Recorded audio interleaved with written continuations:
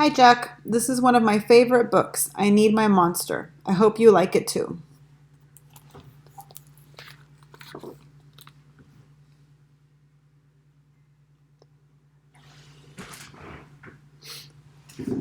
Tonight, when I looked under my bed for my monster, I found this note instead.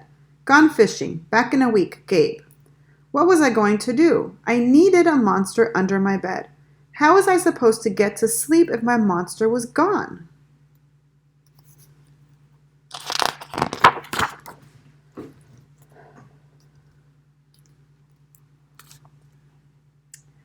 I tried to sleep, but it wasn't the same without Gabe. I missed his ragged breathing, his nose whistling, the scrambling of his uncut claws. How would I ever get to sleep without Gabe's familiar scary noises and his spooky green ooze? It was no use. Gabe would be gone for a week, and I just had to have a monster. I climbed quietly out of my bed so my parents wouldn't hear me. Grown-ups have some strange ideas about monsters under beds. I knocked on the floorboards, then scrambled back under my covers. I waited nervously. Would a new monster appear? What would he be like? Would his snorting be as cheerful as Gabe's?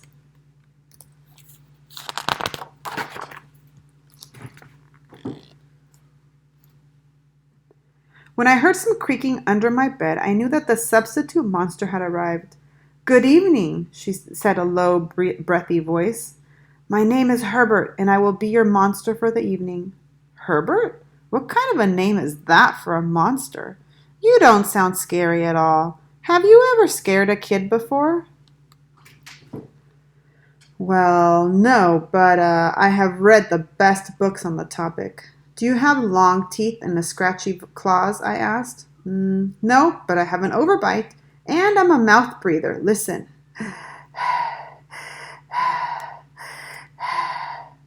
Herbert's panting was kind of scary, but it wasn't enough for me. You see him?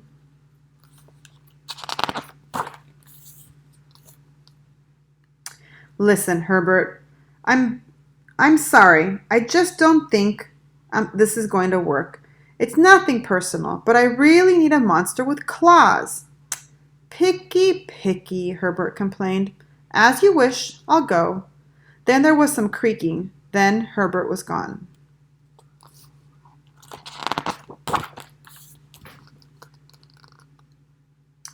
I crouched on the edge of the bed, hoping to see a horrible shaggy arm with sharp, ragged nails.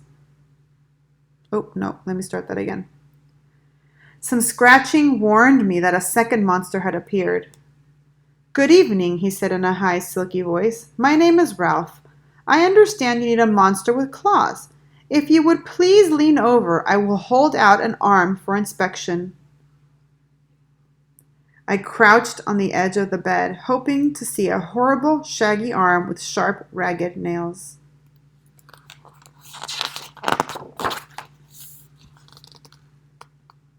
Instead, I was surprised to see a sleeky, brushed fur with smooth, shiny claws. Excuse me, I don't mean to be rude, I asked, but is that nail polish on your claws? Yes, it is, Ralph replied. I believe professional monsters should always be well groomed. I could tell that this was not going to work either. I'm sorry to disappoint you, Ralph, but I need a monster with scary claws, like Gabe's, I thought.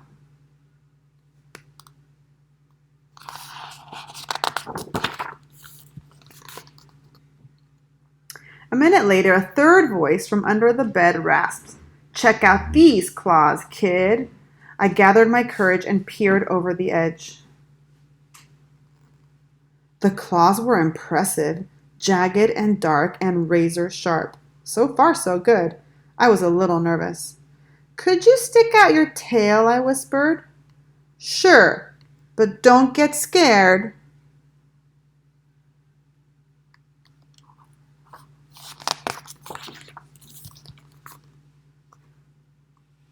I peeked through my fingers at the slimy tail slithering over the foot of my bed. That's when I noticed the bow. Are you a girl monster? Of course I am, she snapped. I'm Cynthia. Do you have a problem with that? Yeah, I do, I admitted. I definitely need a boy monster. Boy monsters are for boys, and girl monsters are for girls. Everybody knows that. Well, aren't you a picky one? She sniffed, and then she was gone.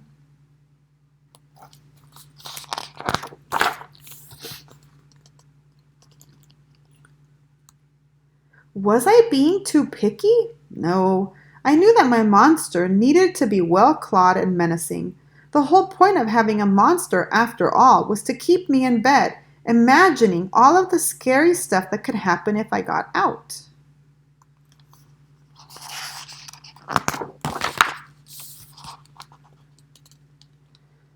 Then I heard a shuffling noise and some slobbering. A fourth monster was under my bed. Hey, the name's Mac. One look at his claws proved that Mac was a big, scruffy boy monster. I shivered. Maybe this one would work out. Those are excellent claws, but do you have a long tail? I leaned over to see. No, my tail is stumpy, Mac slurped, but I do have an unusually long tongue. Why would I be afraid of a long tongue? I asked. Oh, I don't know, he said, trying to sound terrifying. You never know when I might lick you. I fell back on the bed, laughing.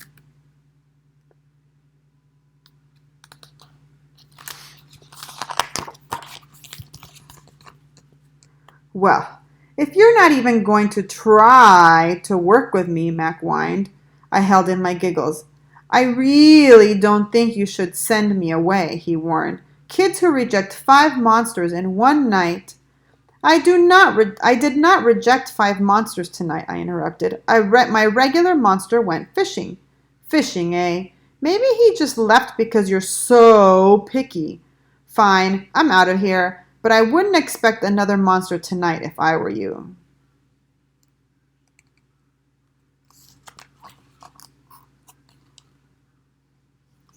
How was I ever going to get to sleep without my monster?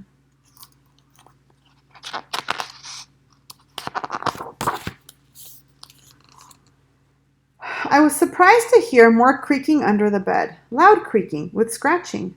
I thought no more monsters were going to appear tonight, I said. Sorry I'm late, kid. Phew, it was Gabe. I thought I would enjoy fishing, but I didn't, he explained. Those fish scare too easily. No challenge at all. You, however, are challenging, my friend. You're almost too old to be afraid of monsters. You keep me on my toes. Ah, toes, a delicious snack. The bed quivered as Gabe's stomach rumbled with hunger. Now, if you don't mind, I'd like to start the evening with an ominous puddle of drool. I peeked over the edge of the bed. Green ooze spread soundlessly from underneath.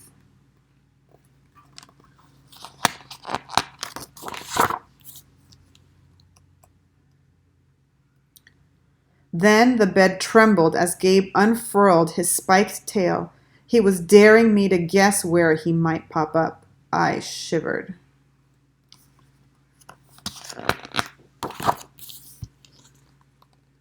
So, you had some substitute monsters tonight, Gabe said, sharpening his claws on my bedpost.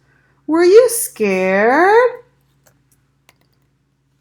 No other monster can scare me like you, I giggled, diving under my covers and pulling them up tight. Through the blanket, I heard Gabe's soft, comforting snorts. Ha! I knew it. We're made for each other, he growled.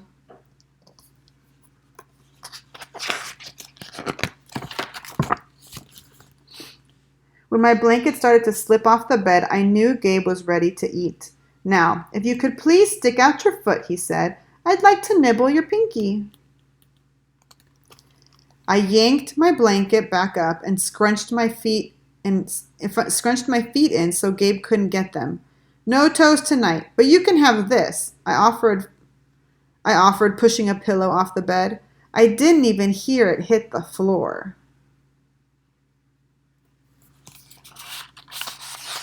He's not scared. Look at, where is he? He's smiling.